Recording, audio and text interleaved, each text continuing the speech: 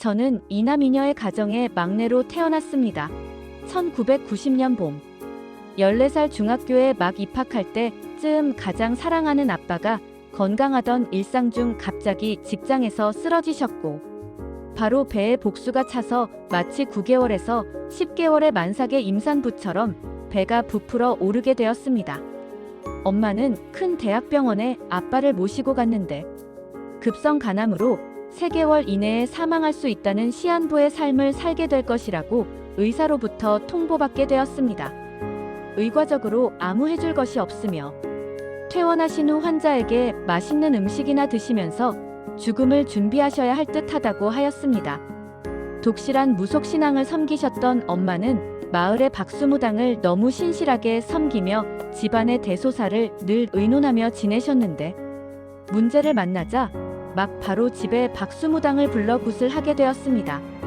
동네의 모든 어르신들이 굿을 보기 위해 저희 집에 모였고, 안방에서 밤마다 고통에 신음하는 아빠를 제 작은 방으로 옮기시고 안방에서 작두를 타며 방울을 흔들어대며 굿을 하였습니다. 저는 너무 소름이 끼쳤으나 시한부 통보를 받은 아빠 때문에 신의 위로를 구하는 엄마의 신앙이니 아무 말 없이 아빠의 팔다리를 주무르며 문을 살짝 열어두고 굿하는 소리를 듣고 있었습니다. 박수무당은 안방에서 작두를 타고 방울을 흔들어대며 주문 비슷한 곡소리를 하더니 갑자기 아빠의 목소리를 흉내냈습니다. 저는 당황했고 누워있던 아빠도 당황을 한 눈치였습니다.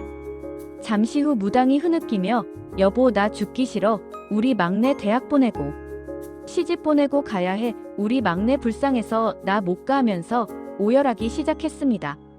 순간 저는 아빠의 팔다리를 주무르며 너무 당황했고 아빠는 그 소리가 들리자 맞아 오열했습니다. 순간 우리 부녀는 꼭 끌어안고 복수가 꽉 찬 배를 사이에 두고 엉엉 굴었습니다. 제가 늦둥이 막내인데 어릴 때 유독 애교가 많았다고 아빠는 늘 저를 너무 이뻐 죽겠다고 하시면서 늘 사랑으로 대해주셨고, 엄마 몰래 제가 사달라고 하고 먹고 싶다고 하는 것이 있다면 없는 돈을 탈탈 털어서 몰래 혼자 데리고 나가 사주시곤 했습니다. 늘 우리 미스코리아 미스코리아 하시면서 아기 때부터 쭉쭉이 마사지를 해주셨고, 자라면서 한 번도 때리신 적도 없고 곱게 곱게 아껴주셨습니다. 제가 한글을 깨닫던 초등학교 1학년 때는 울기까지 하셨습니다. 신통방통하다고 하시면서 지금 시대의 언어로 표현한다면 딸바보가 확실하셨던 것 같습니다.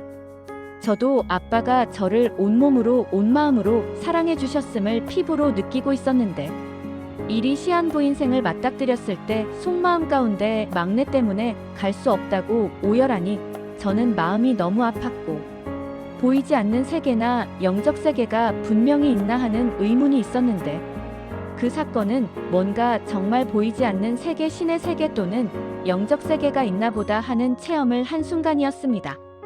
박수무당은 그 후 모인 마을 어르신들을 한 명 한 명점을 봐주었고, 제 기억으론 두서너 시간을 땀을 뻘뻘 흘리면서 굿을 했던 것 같습니다.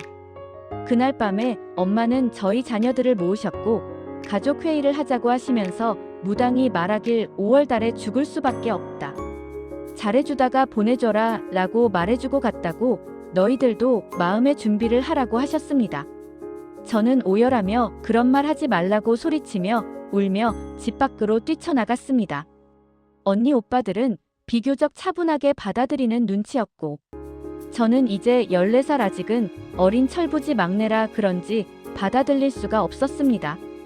그 이후에 날마다 아빠의 신음소리가 집에서 울려 퍼졌고, 간암은 계속적으로 심각한 고통을 동반하며 식사도 제대로 못하시는 지경에 이르렀습니다.